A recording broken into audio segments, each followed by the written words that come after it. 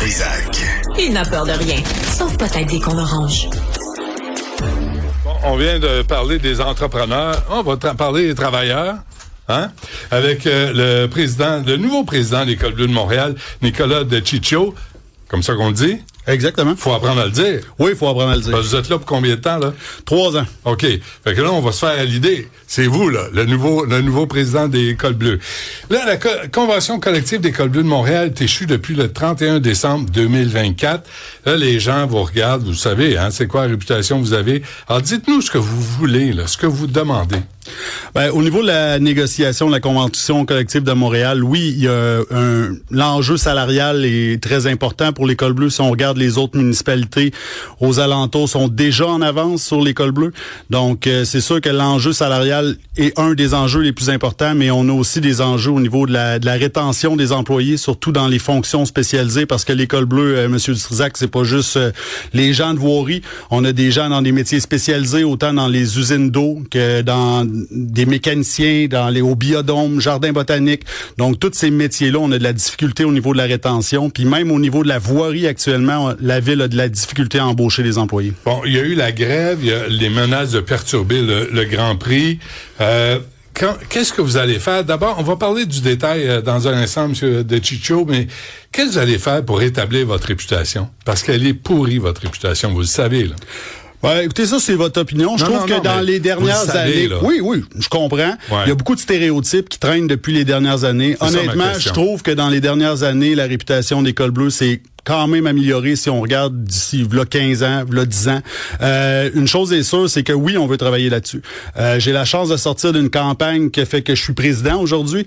J'ai eu la chance de rencontrer presque 4000 cols bleus, puis on est loin du stéréotype qu'on continue d'alimenter. Là. C'est des pères de famille, des mères de famille. Il n'y a pas personne qui veut aller qui rêvent d'aller se battre avec l'anti-émeute ou de faire des grandes perturbations. Oui, la grève, c'est un moyen. Si on réussit pas à avoir des choses, c'est une finalité. Il peut y avoir des moyens de pression. Par contre, avant, il faut justement être sérieux à table, mettre de la rigueur, essayer de trouver des solutions, mais éventuellement, oui, il peut y avoir des dérangements, mais je vous le dis, les cols bleus ne sont plus ce que vous dites qu'ils sont. Mais mais quand vous promettez de perturber le Grand Prix, qui est un événement à Montréal, pensez-vous avoir l'appui des citoyens et des commerçants quand vous écœurez le monde à bloquer des rues, à promettre des perturbations? Sérieusement, là? J'aimerais vous corriger, premièrement. Moi, j'ai été élu la semaine dernière, comme vous savez, puis on l'a annoncé, oui, les cols bleus, on va être présents lors du Grand Prix. On va faire de la visibilité. Faut comprendre aussi que si Montréal est prête à recevoir un événement d'envergure comme ça, le Grand Prix, c'est en partie grâce au travail de ces cols bleus. Donc, on va être présent, on va être visible. Par contre, il y aura pas de grève de la part du syndicat des cols bleus regroupés pendant le Grand Prix, puis il y aura pas non plus de perturbations lors des festivités.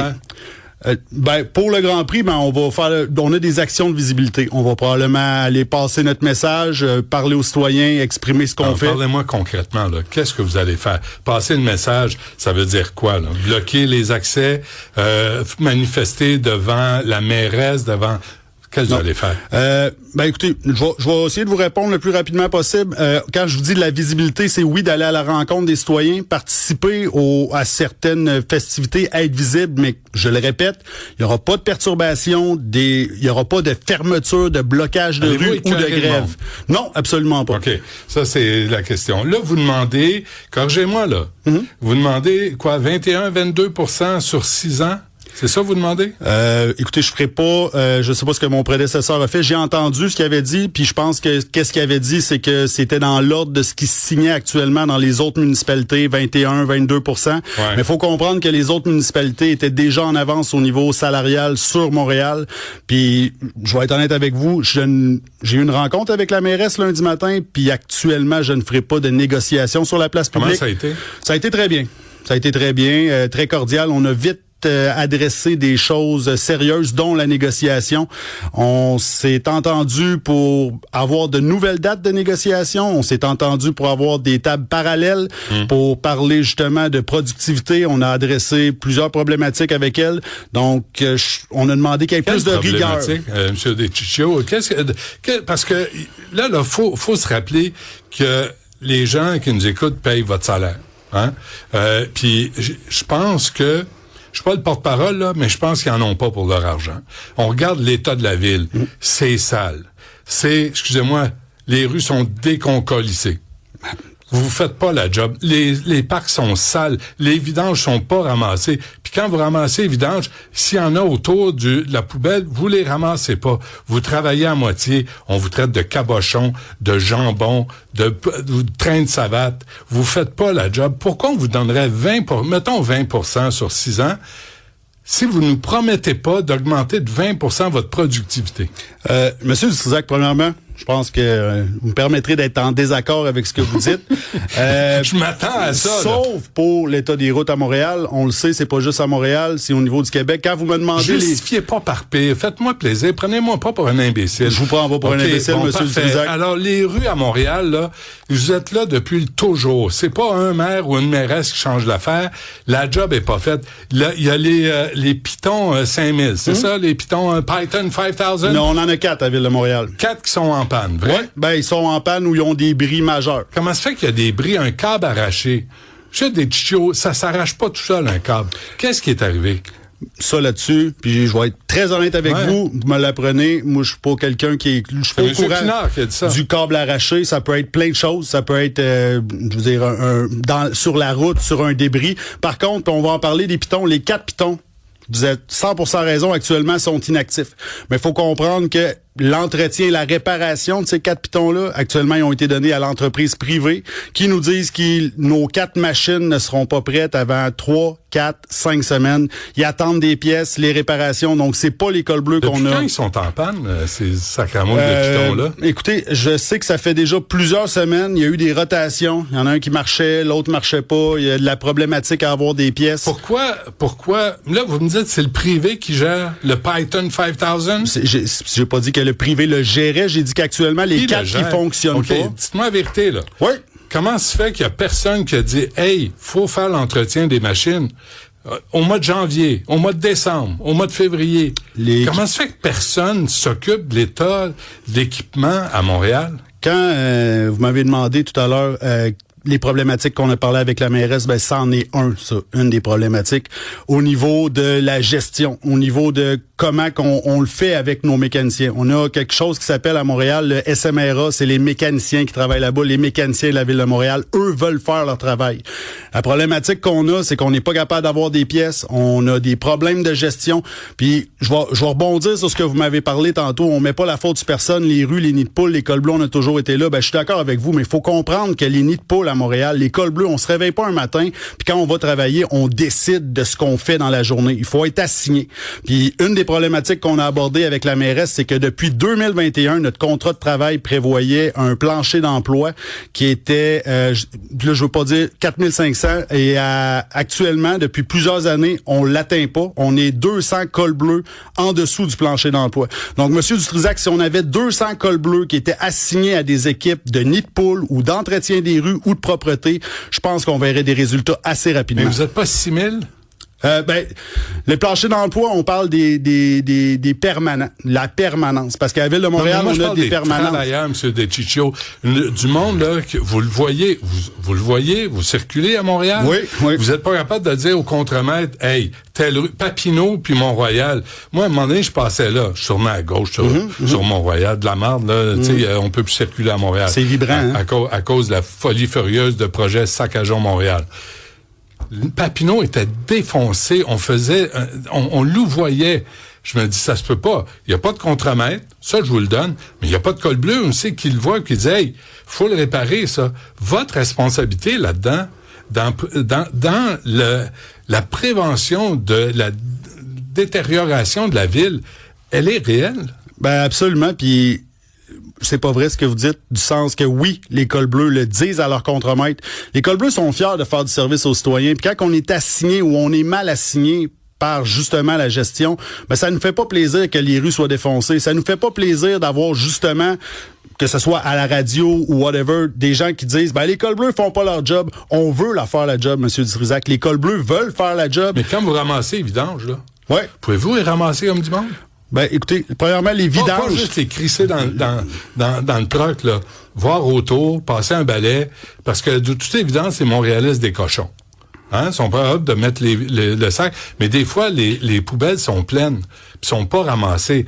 Là, vous allez me dire, c'est contre-maître? Non, absolument pas, mais il faut comprendre aussi qu'on n'a pas l'exclusivité du ramassage d'ordures à la Ville de Montréal. Tout dépendant des arrondissements, c'est différent. Puis moi, de ce que j'ai constaté, la plupart des cols bleus font très bien leur job. Puis ça, là-dessus, il y en a partout. Il y en a des pas bons partout. Il y en a des pas bons partout, je suis d'accord. Il y en a chez vous, je suis certain. Oui, il y en a. Oui. Mais il faut l'admettre, là. Faut l'admettre qu'il y en a des pas bons, mais on n'en fait pas une généralité. Il faut les rappeler à l'ordre. Savez-vous ce qu'on me dit, on m'a dit souvent, là. Puis moi, je suis vieux. Regardez-moi, là, à quel point je suis vieux.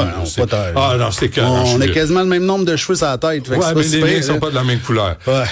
Le nombre de fois, et ça autant pour la STM, la Société de transport, que chez vous, l'École bleue, le nombre de fois où les gens sont sortis de chez vous en disant, moi là, je suis rentré sur l'École bleue, les conditions étaient bonnes, le salaire était bon, là, puis vraiment, je me voyais travailler là. Puis là, j'arrive, la culture syndicale dit, hey, pas trop vite, toi, jeune. Hey, fais pas ça en 3 heures, c'est supposé te prendre 3 jours. Puis ça, venez pas me dire que c'est pas vrai. Ça, c'est vrai, ça. Je vais être honnête avec vous. Moi, ça fait 15 ans que je suis à la Ville de Montréal. Je vous dirais que dans les 5 premières années, on en voyait.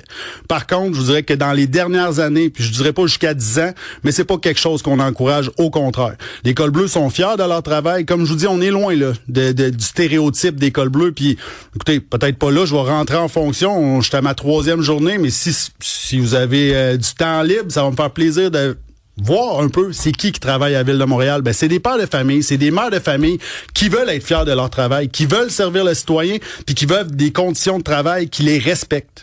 Pourquoi vous faites pas je pense tout haut, là. Allez-y. Parce que j'aime la conversation qu'on a. Pourquoi vous essayez pas de faire une entente avec les citoyens de Montréal?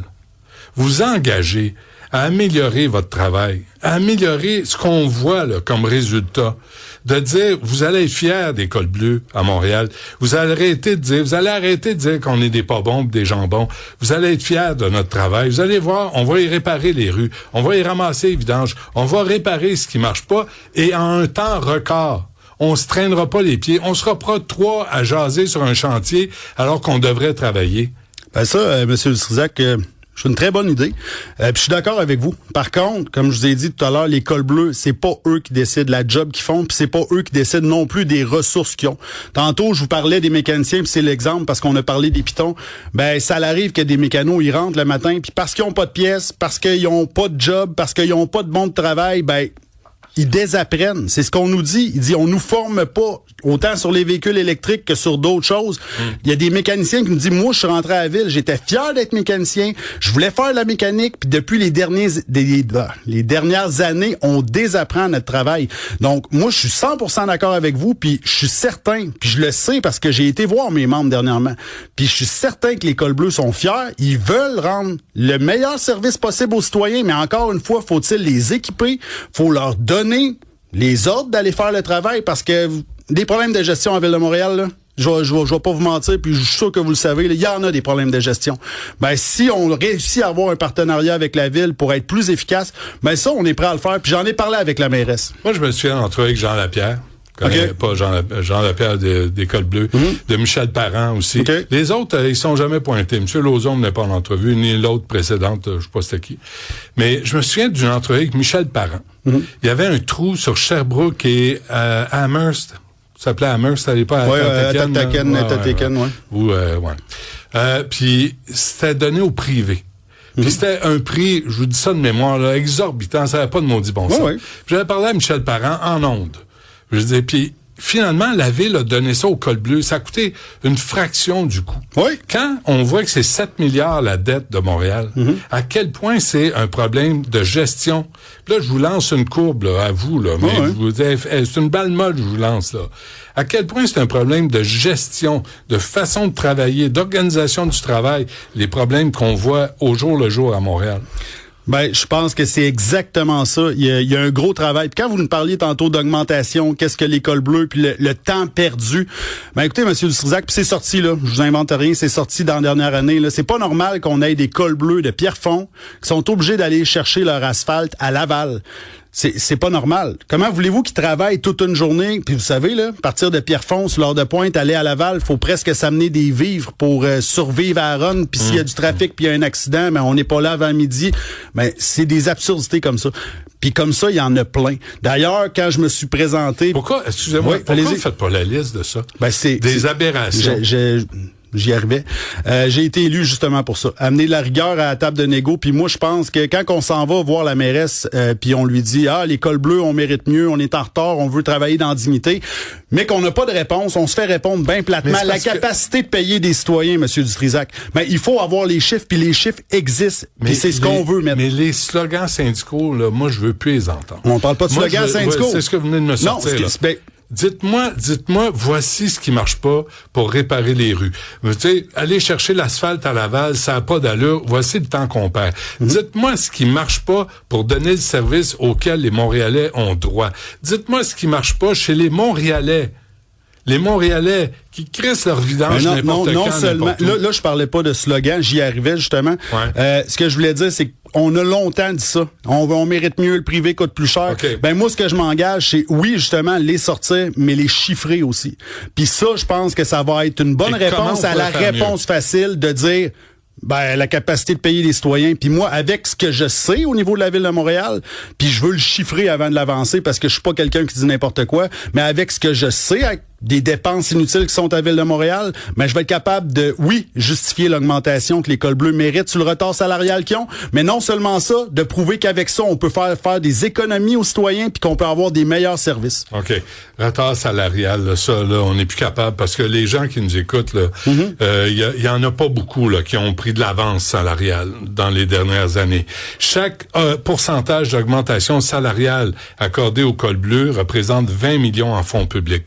Si c'est 20% d'augmentation sur 6 ans, ça représente 400 millions.